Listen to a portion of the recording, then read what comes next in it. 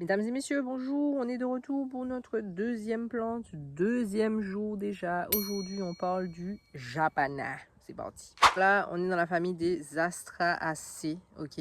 On a changé de famille. Je vous préviens, ce calendrier n'aura pas de sens. Hein. Il n'y aura pas de réunion de famille. On n'est pas là pour ça. En tout cas, on est dans la famille des Astracées. Elle est originaire de l'Amérique du Sud, des Antilles, plus précisément, comment on appelle ça là, les Indiens, la Guyane, tout ça là, les Antilles, la Guyane, tout ça, les Amérindiens, tout ça, ok. Donc c'est une plante qui est quand même assez ancienne, qui était déjà utilisée depuis très très longtemps et qui au fur et à mesure a été introduite dans d'autres pays, dont la Réunion et de l'autre côté du globe. Elle englobe plusieurs noms. Je vais vous montrer la plante en même temps. Je vais vous dire son nom scientifique. On n'a même pas parlé de son nom scientifique. Attendez, alors ça ressemble à ça, vous voyez. Voilà, donc elle est reconnaissable parce qu'elle a une espèce de rouge violacé, on va dire, sur ses branches. Et puis elle forme des petites feuilles comme ça. Voilà, donc elle est reconnaissable. Alors son nom scientifique c'est Ayapana triplinervi.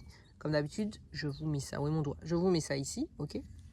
Vous l'avez vu, on l'appelle Japana, Ayapana, Apana. Vous pouvez souvent retrouver soit Japana, soit Ayapana. Donc c'est un peu con, ça apporte un peu à confusion, mais ce sont les mêmes plantes.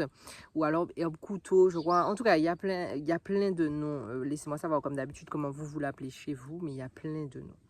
Alors c'est une plante vraiment qui a énormément de bienfaits.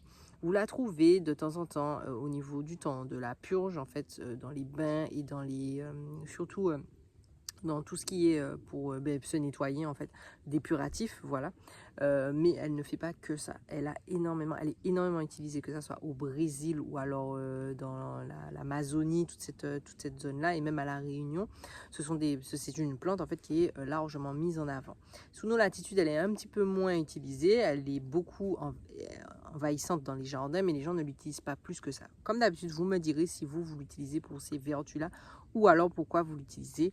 C'est parti pour les vertus.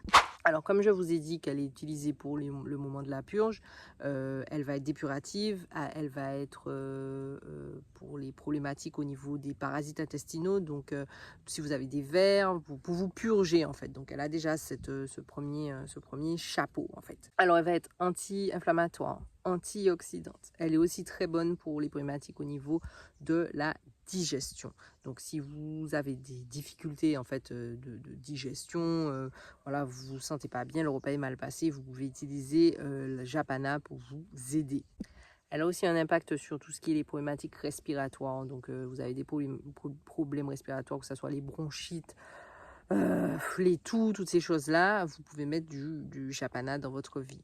Là, je vais essayer de vous regrouper ça sous différents chapeaux. Donc, vous allez avoir le chapeau qui est cicatrisant, antifongique, le antioxydant, toutes ces choses-là, en fait, qui vont faire qu'elle va avoir un impact sur votre peau. Il y a beaucoup d'études qui montrent, en fait, la capacité, le côté régénérateur, en fait. Donc, si vous vous coupez, c'est pour ça, en général, que vous allez la retrouver aussi dans le folklore. Si vous vous coupez ou si vous avez des problématiques de blessures qui ne cicatrisent pas, le Japana en tout cas a cette vertu, ce pouvoir, cette puissance de vous aider à rapidement cicatriser. C'est aussi, comme on l'a vu, un antifongique. Donc si vous avez des problématiques au niveau des champignons et autres, donc vraiment les problématiques superficielles de la peau, le Japana est votre meilleur ami. Ça peut être sous forme de cataplasme ou alors de décoction et vous faites rincer, en fait vous rincez votre peau avec. Dans tous les cas, ce qui revient le plus, je ne veux pas trop partir dans tous les sens, mais ce qui revient le plus, c'est vraiment le côté digestif, d'accord? Donc retenez ça, le côté digestif. Donc vous allez souvent l'utiliser, ballonnement, maux de ventre, repas lourd, le moment de la purge, les parasites intestinaux, toutes ces choses-là, Japana, Ayapana, ok?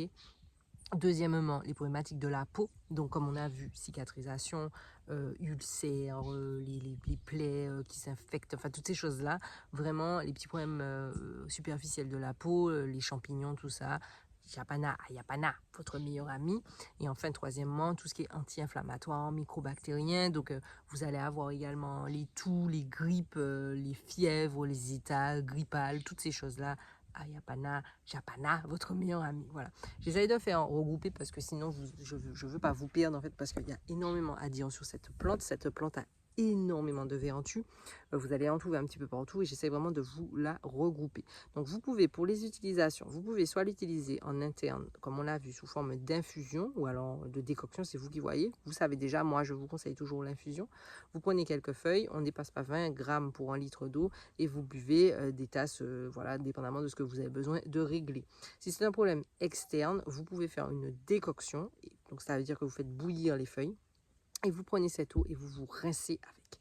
Vous rincez l'endroit, vous rincez là où vous avez besoin. Vous pouvez également le faire sous forme de cataplasme parce que quand vous allez prendre une feuille, vous allez voir en fait quand vous écrasez la feuille, c'est quand même assez humide. Donc vous pouvez écraser plusieurs feuilles et les utiliser sous forme de cataplasme. C'est une plante qui est utilisée depuis très longtemps, comme je vous ai dit, dans tout ce qui est l'Amazonie. C'est le mot que j'arrivais pas à trouver au début. L'Amazonie et surtout au Brésil, en fait, c'est des plantes qui sont vachement utilisées, voilà, et qui viennent petit à petit chez nous. Mais comme je vous ai dit, chez nous, dans le jardin, donc là, ça me permet de faire passerelle sur le jardin. Dans le jardin, c'est pas une plante qui est souvent utilisée. C'est une plante qui est qui va être utilisée décorativement. Il faut savoir qu'il existe plus de 14, je crois, variétés de Japana, ok. Donc il faut faire attention, d'accord. C'est pour ça que vous allez en avoir qui vont être un petit peu plus violettes, d'autres qui vont être un petit peu plus verts. Donc faites attention à la variété que vous avez. À ma connaissance, je ne pense pas qu'il y en ait qui soient toxiques. Comme je vous ai dit, je ne suis pas docteur, ni biologiste, ni botaniste, ni quoi que ce soit. Donc allez faire vos recherches de votre côté, d'accord. Ça n'engage que moi, de ce que je vous dis là. Mais en tout cas, c'est pas une plante qui est très compliquée à faire pousser. C'est une plante qui est quand même très simple. Vous aurez besoin d'une terre qui soit bien drainée, du soleil, parce que ça aime bien ça. Et let's go. J'ai vu du Japana pousser un petit peu partout, vraiment dans des endroits improbables. Et c'est quand même assez envahissant, donc n'hésitez pas à la couper, à faire des boutures. Ça se reproduit sous forme de boutures aussi. Donc il n'y a pas de souci. Ça fait des petites fleurs un peu claires, en fait, rose clair, ou blanches presque. C'est très joli aussi. Et ben, n'hésitez pas, comme je dis, vous avez des problématiques au niveau de votre peau, n'hésitez pas à utiliser Japana. Voilà. Ou Yapana ou Ayapana, comme vous voulez l'appeler. Voilà. Je ne vais pas trop m'étendre là-dessus. Je pense qu'il y a eu pas mal déjà de vidéos sur le sujet de la Yapana et Japana. Voilà. Comme je vous ai dit, en général, elle revient surtout pour la fin d'année, pour les purges. C'est là où elle revient, que ce soit sous forme de bain ou alors sous forme d'épuratif purge. Je vous mets la vidéo d'hier si vous l'avez ratée ou si vous venez de tomber sur cette vidéo et vous ne savez pas de quoi on parle. Voilà, je vous invite à aller voir la vidéo d'hier. Comme d'habitude, un petit pouce, un petit partage, un petit commentaire. Laissez-moi savoir comment vous l'appelez. Laissez-moi savoir comment vous l'utilisez chez vous, là-bas, dans votre pays.